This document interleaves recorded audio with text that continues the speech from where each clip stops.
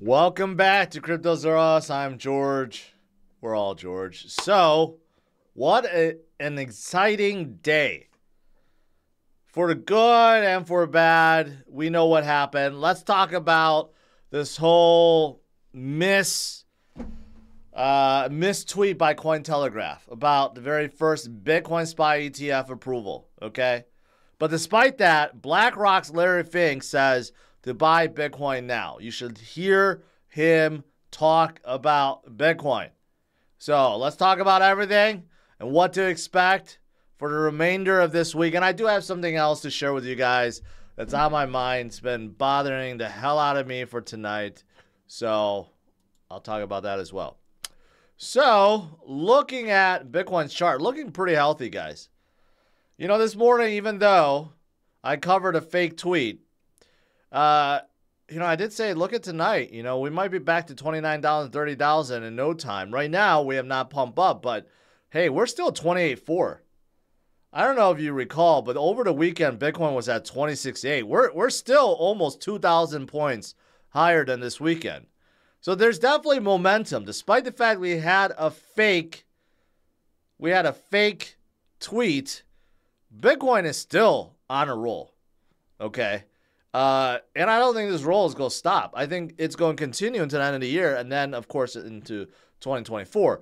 I still have this tweet up, which, of course, has been removed. And I may just leave this up forever so that I have evidence that this was up.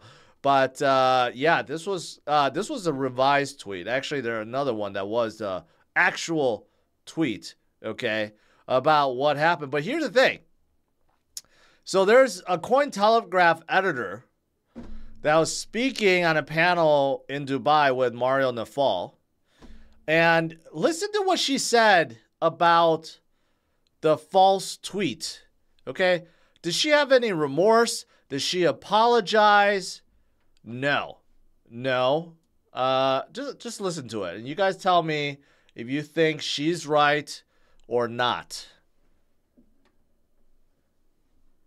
In a social media post, and yes, this was disastrous, and this is an example of what cannot happen. But this is what happens when we are having constant pressure to be the first with every news.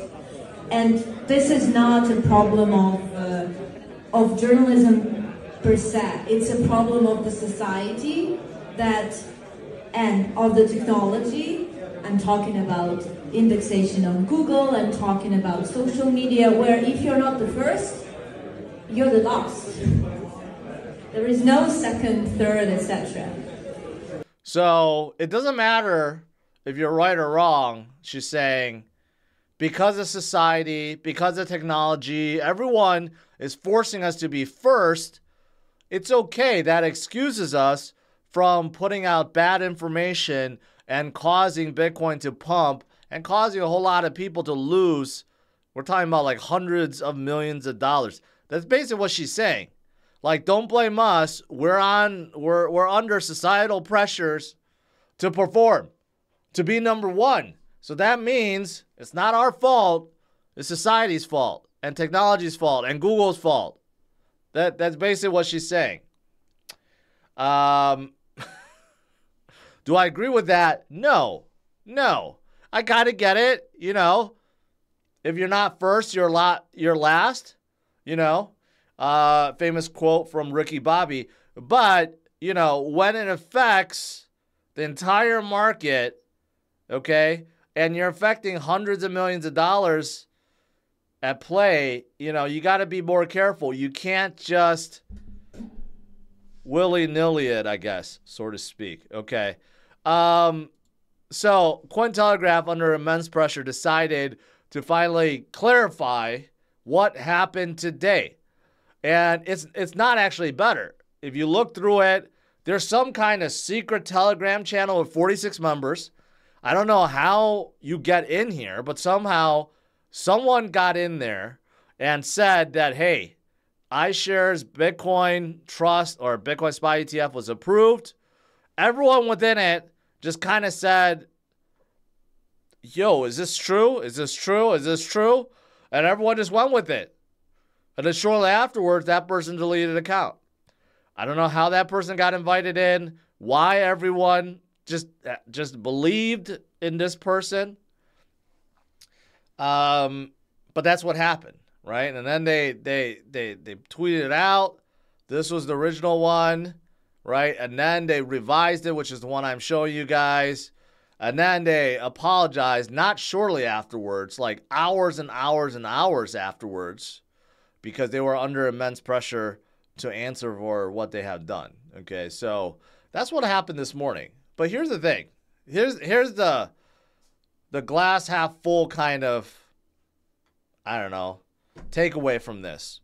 And that is, if we do have a real Bitcoin spot ETF, imagine what the market is going to do. This morning when I was covering Bitcoin, it shot up to over $30,000 in no time. And the only reason why it started coming down is because people started questioning whether the tweet was real. But imagine if it was, and we get our very first spot Bitcoin ETF.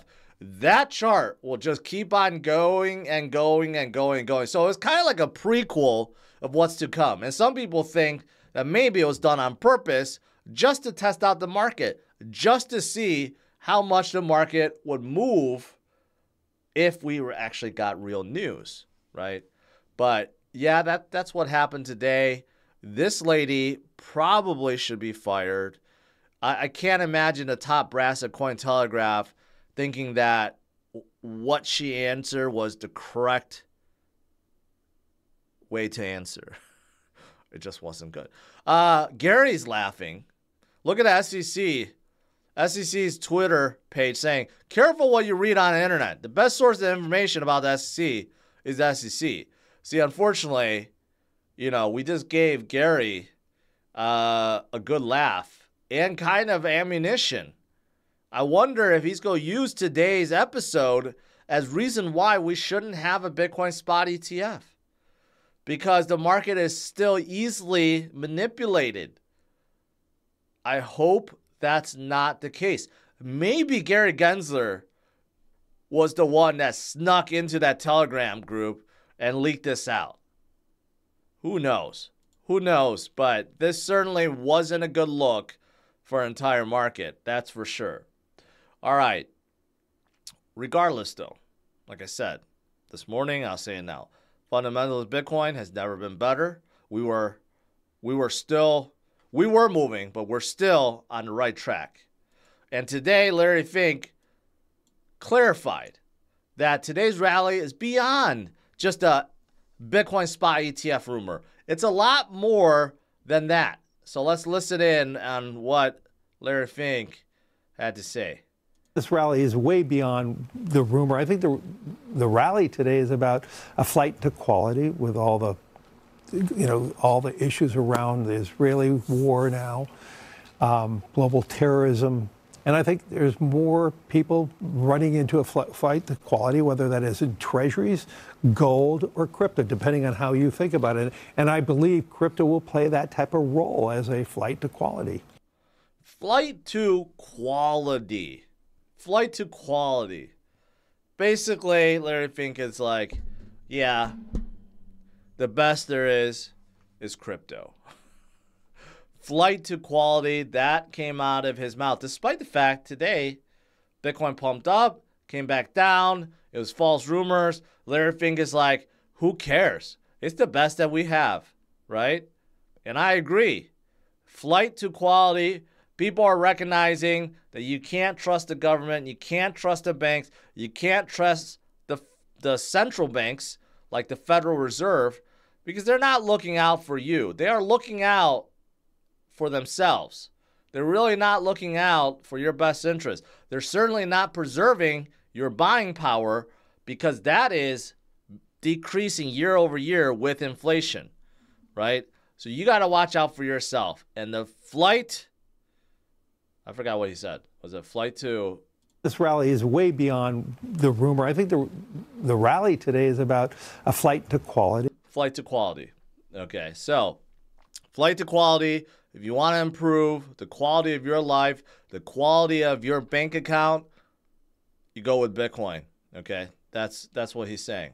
Now, he's not the only one, of course. Cathy Wood says it's just Gary Gensler standing in the way. It's the SEC. I think we all know that. Cathy Wood is very bullish on Bitcoin. Expects Bitcoin to be at $1.5 million by 2030. Okay, that's the next cycle. Not this cycle, next cycle. That's how bullish she is on Bitcoin and crypto overall. And ARK Invest does have a pending spot Bitcoin ETF. The last deadline is in January. So we have some time for that. But there's another expiration that's coming up. I believe in October. It may be soon. But anyways, here's a good example.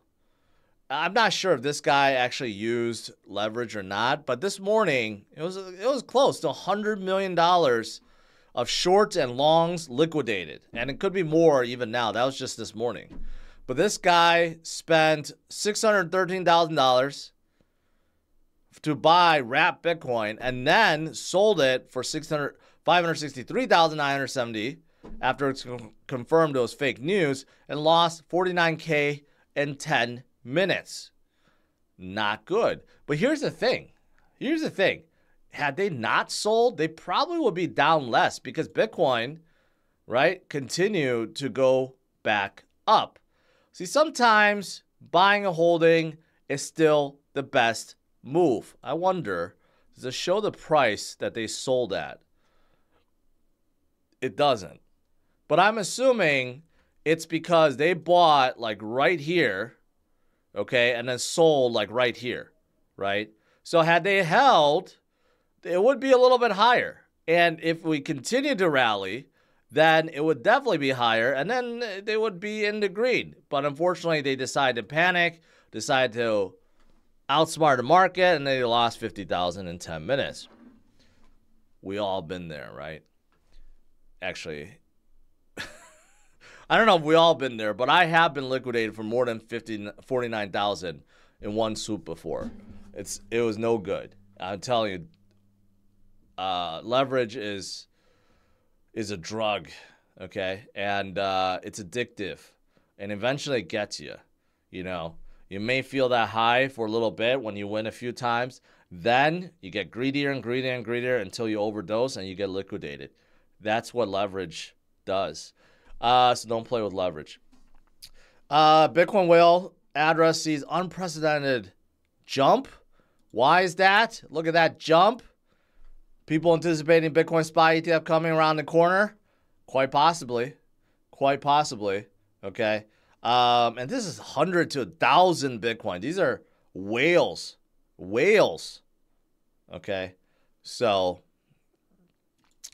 but outside of whales, long-term holders buy 1.35 billion of Bitcoin. That's through DCA, through cost average, dollar cost average. That's what retail investors need to do. Very little people can just dish out 28,000 for a single Bitcoin, but what you can do is dish out maybe $100 a week or $100 a couple weeks, right? And it starts adding up over time, right? 1.35 billion is quite a lot. And because of today's pump, we're above a certain resistance level, the 200-day, 21-week. These are all good. But regardless, Bitcoin was going to do that anyways. And here's something else that's quite interesting. Look at the arrows if you can. Let me remove this. Strangely enough, around this time, every single cycle, you see some old coins on the move. And it's around this time when Bitcoin starts going upwards in a big way. The only exception is like about the 2019 level because we had a big COVID dip. But if we didn't have that, we would have been recovering already. So right now is one of those times. We see a big spike in old coins on a move, and we may be preparing for that huge leg up that drives us way higher. I don't know how high, 200, 250,000. it's right around the corner, okay? So things are looking pretty darn good. And not just for Bitcoin. What about Chainlink? Chainlink is the safest bet for real-world asset tokenization, according to K33 research, right? Why do they believe this? Well, Chainlink is all over the place. They have bridges to all these different chains. They have a huge Oracle network, and they already supply all the prices for all the DeFi projects, right? And they can fetch prices from real-world companies too. I mean, Chainlink just seems like a natural place for tokens, although you could argue Ethereum would be just as good, but you know, Chainlink has its advantages. Chainlink also has a breakout, or yeah, they've been moving. They had a breakout recently as whales start loading up. Look at this. Wallets between 100 to a million. Link added another 5.12 million, right? The whales are loading up on Chainlink. What do they know that we don't? Maybe nothing. Maybe they just know that Chainlink is undervalued, and this is the time to be loading up. That's all. Last two things. I saw this. Janet Yellen says the U.S. can certainly afford two wars, Israel and Ukraine. It's kind of easy to say that when you control the money printer. She is the U.S. Treasury Secretary. She's in charge of printing. She has the ability to print $1 trillion coin if she wanted to. Okay? So it's kind of convenient for her to say that. Can we really afford two wars when in fact we're dealing with our own inflation issues right now? I don't know, but this is a little bit concerning. And I don't know what it is about Janet Yellen. I just don't know if it's all up there, right? Like, does she really know what's going on, or is she just like a puppet that Powell controls and tells her what to do? You tell me. I don't know what is the truth, I guess, so to speak. All right. Lastly, I just want to show you guys this tweet.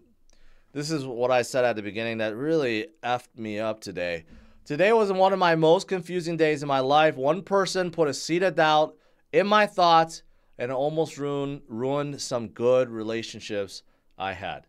Okay, no joke. Someone planted a whole bunch of stuff in my head, and it really screwed me up today, right?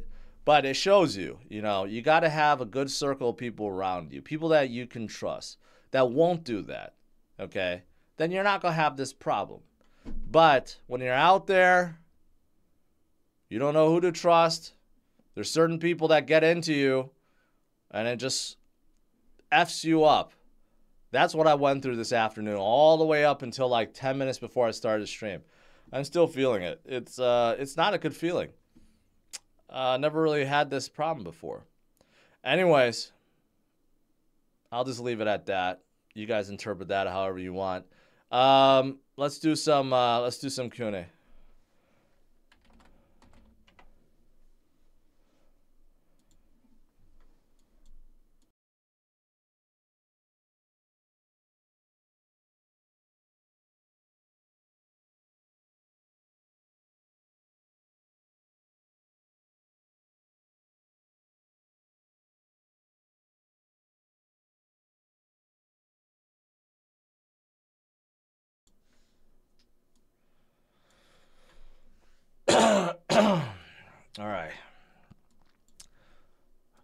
All right, let's see if I missed anything scrolling upwards here.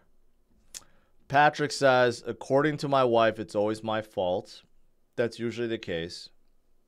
Whether that's true or not, but that's usually the case. Twitter is a demon, delete the app. Sometimes sometimes that's probably the best thing to do. Let's see.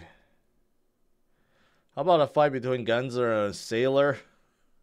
Hey, if you go ask them and they agree, I will make that happen. Caroline Ellison, America's next top model. I gotta stop reading her tweets. Servando. Okay, you need to stop that. George, you need to get Tiffany Fong as a guest, I've asked. You know, she's a very busy woman. She's living in that courtroom every day. She has her own thing going on. So I did ask. I don't think it's going to happen. Let's see. Hit the like. Skipping Stones. Appreciate it.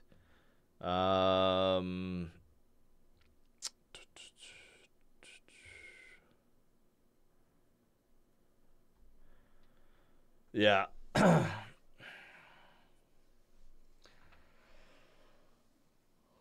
Nutshell, appreciate it. Do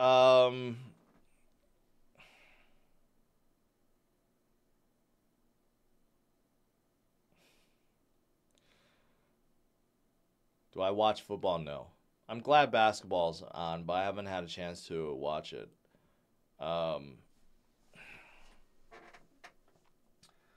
Bob the Lego Nerd, I'm officially a Bitcoiner. Thanks for keeping me and everyone else grounded, motivated to make life-changing wealth. I appreciate that, and I'm proud of you. Good job. Becoming a whole coiner is not easy. Not easy at all. Hey, Tom is here. Tom also likes to join to get his fill of hopium. Everyone likes to get their fill of hopium here, okay? It's endless hopium on this channel. And there's nothing wrong with that.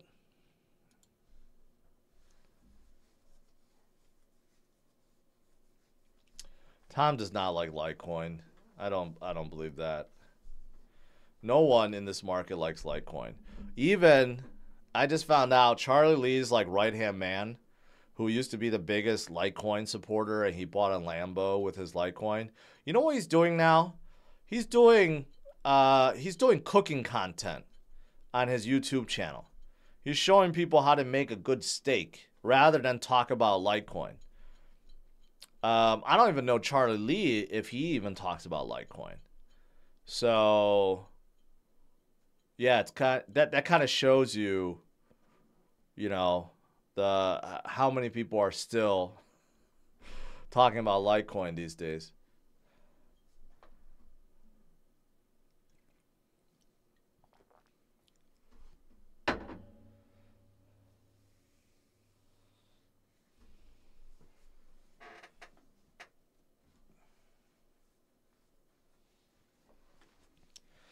What's going to happen when Bitcoin reaches your level and you quit YouTube?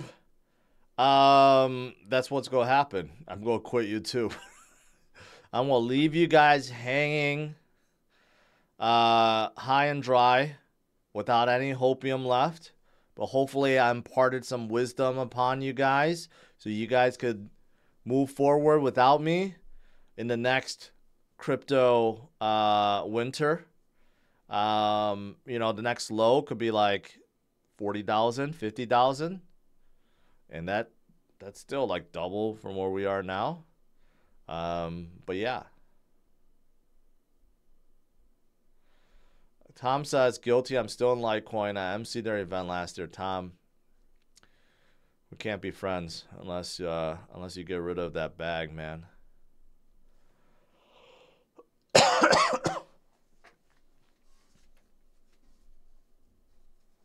Oh my God, Lincoln K is back. Lincoln, I still remember you. You're Litecoin's biggest fan.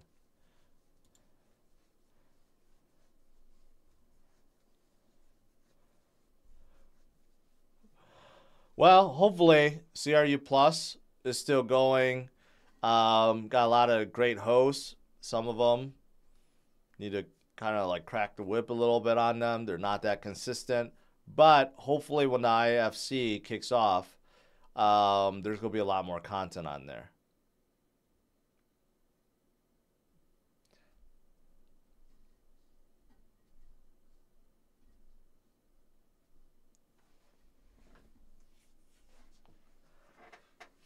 Ben Simmons. Thoughts on Cardano?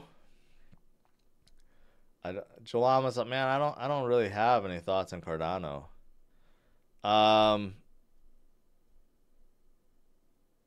It's a good hold. Let's just put it that way. It's a good hold. I will say this about Cardano, and this was shared to me by, I don't know if I should share this, but I could, because I think I want to help Crow. So Crypto Crow is one of the biggest Cardano guys out there. He honestly loves Cardano. He's building like 3 different projects on Cardano, and it's very hard for me to get him to concentrate on anything else but Cardano. Like, the guy lives and breathes Cardano. And he used to be a big fan of Charles Hoskinson. He would say that they would do interviews together. And then Charles, got really popular on YouTube. And then he started, ignoring Crow and basically thinking that he's small potatoes and he doesn't talk to him anymore. Crow's very, very distraught about that. He feels, abandoned by Charles Hoskinson. So I'll just leave you with that story, right? So hopefully, if this ever circulates to Charles, you should go support Crypto Crow. He's one of the biggest Cardano guys out there. So, Charles, go do it. And I like to have Charles fight in the IFC. He did say before he would fight, so I love to get him fighting. I love to pair him with Anatoly of Solana, right? Imagine that, Cardano versus Solana, Charles versus Anatoly. You get that match going, right? That's going to be the biggest fight ever. Bigger than Yellen versus Zuck. I don't know if that's true or not, but that would be a great fight.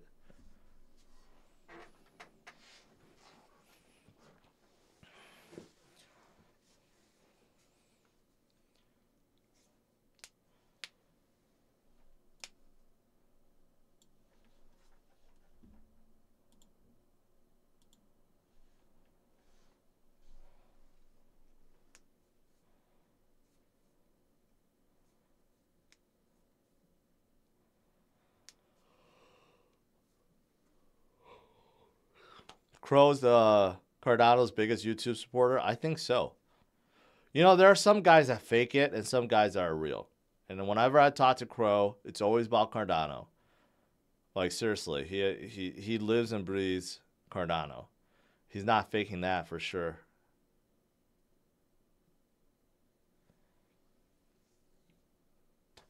I am not fighting anyone. I'm too old to be fighting. I'm just pairing fighters up. Maybe in the future if I get in shape, but I am not fighting anyone right now. You can't have Charles fight. The dude's like 65. He's not. He's younger than me. That's what people don't know. Charles dresses and acts and moves like a 55-year-old, but he's only 35. He's younger than me by a significant amount. Crypto Seth, who can participate in the influencer fighting? If you're an influencer, then yes. But we're looking for bigger influencers. Right now, though, I'm not too picky.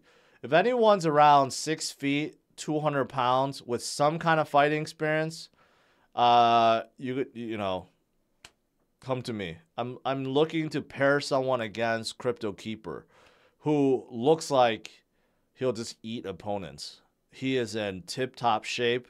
He used to teach martial arts in the military. So the guy knows how to fight, and he's in phenomenal shape. But I'm looking for an opponent for him. So anyone that's around 6 feet, 200 pounds, with some fighting experience, we can make that happen.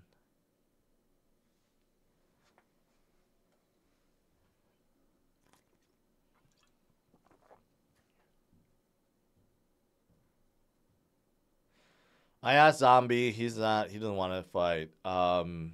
Elio, he doesn't really want to fight, although he's like maybe. Wendy doesn't want to fight. But I do have a few people in this space that'll be very entertaining to watch.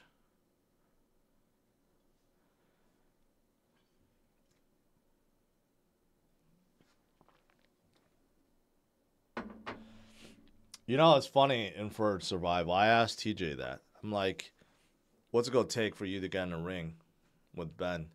He's like, Not now. So it's not gonna be TJ.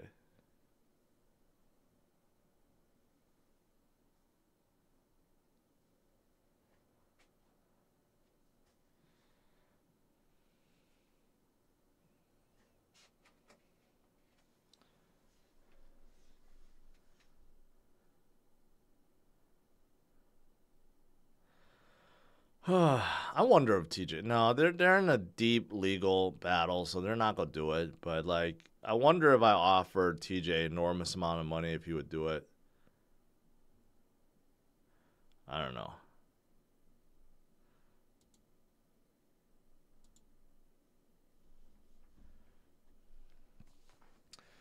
Crypto Seth, I'm 176, young and fit. Can you fight Keeper? Go look up Crypto Keeper. Okay? The dude is jacked.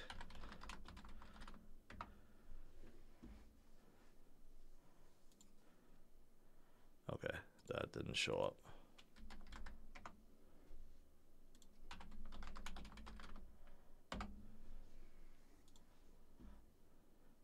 Where's his videos?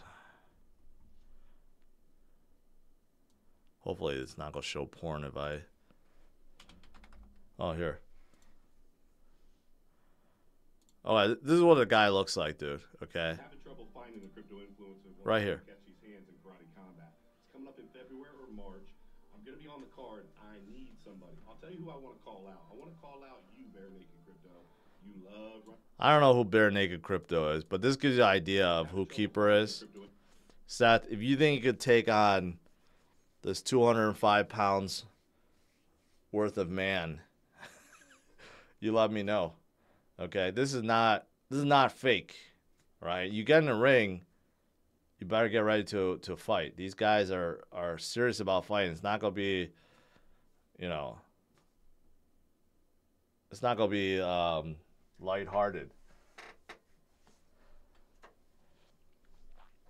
I've been here a while. What has kept optimism about the crypto space during this bear market, but beyond market cycle? Sorry, I can't even talk, Hendricks. You know what? Learning about money. Honestly, that's changed my perception. Very little things change my perception or gives me, like, you know, something new to think about. If you learn about money, how money works, how it's printed, how it's manipulated by the federal government, okay, and how inflation works and why we have so much debt. If you truly understand that whole concept, it's going to make you 100%, 1,000%, seriously, bullish on Bitcoin. Because, man, if you understand the mess, the house of cards that our financial system is built upon, there's no way you could be bearish on crypto.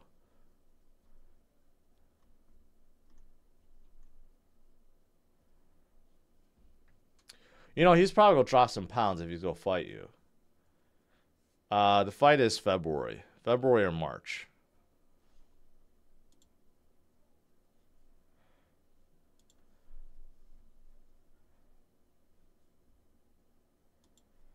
Crypto Seth. All right, here. Give you some attention here. You got 12,000 subscribers. That's not bad. It's better than a lot in the space. You're getting... Hey, you're getting decent views. Do you do any lives? You do. Your lives are not doing that well. Your videos are. I can't be friends with you because you interview Hello Labs, who's producing Killer Whales, which is a competition show to the next crypto gem. So you're automatically out. No, I'm just kidding. I don't care. Dude, I don't know how big you are based on these, you know, thumbnails, but you look like you need to bulk up. If you're going to take on this guy, you need to bulk up. I'm not joking. I mean, like, you need to gain, like, You're 176. You probably need to bulk up to 190 at least, and keeper maybe get down to 190. You know, I don't know if he could drop 15 pounds. He's like already 0% body fat. So, yeah. Well,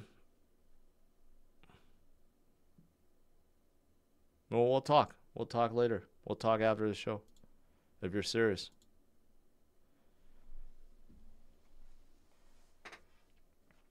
Inford, if you want to bet on the show, bet on the fights, you just do it through a Karate Combat app. That's the whole point. That's why they have an app. You could bet on the fighters. You could stake on the fighter that you want, and you get a bonus on if you win. But you never lose anything. That's the thing. That's the thing. So it's not really betting, but it allows you to do so.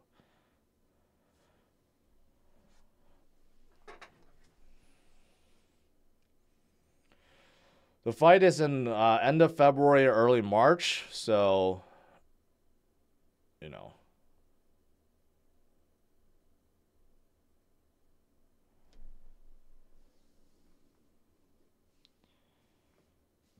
It's going to be 3 rounds, 2 minutes each.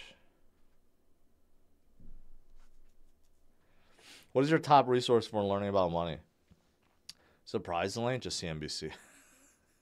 No, it's you just have to like go down a rabbit hole. I don't even know how to get you started, but I've been covering it for so many months now. I kind of just picked up. Like, I would say start looking at how the US makes money. Learn about the ways that US makes money, okay? Start with that and then go down the rabbit hole of, okay, why do we have so much debt? Okay? What does debt do? As a nation, what does it do to us, right? What are the bad consequences of it? And then learn about how to make money because, you know, learn about why we keep going into debt and why we can't ever have a surplus of money. And then learn about inflation, right? Why we have inflation. So I start there. And you're just going to go down this rabbit hole and try to sum up everything, you know, like try to do it in a way so you kind of understand. It's very complex.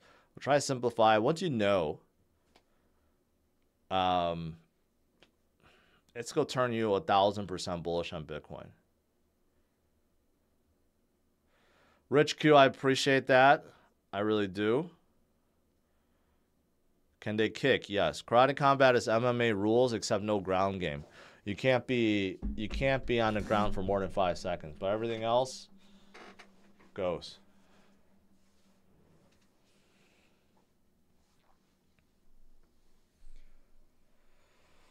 My crypto journey is perfect for Keeper. Well, you tell him to reach out to me. Creeper is 39 years old, so he's not a spring chicken. Grady, always appreciate you, man.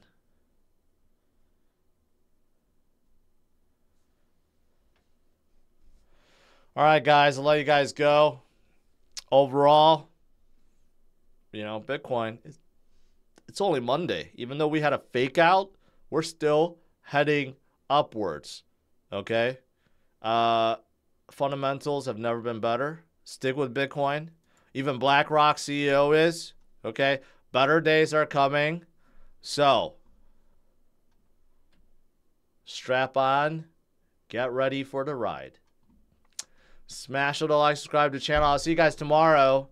8:30 a.m. Central Standard Time. Seth says, I'll see if I can gain 20 pounds. If not, just have me a fight. Anyone else? I can't. This is the last fight I need to set up. So, you know, just reach out to me. All right, and we'll talk. All right, guys. Take care. Bye-bye.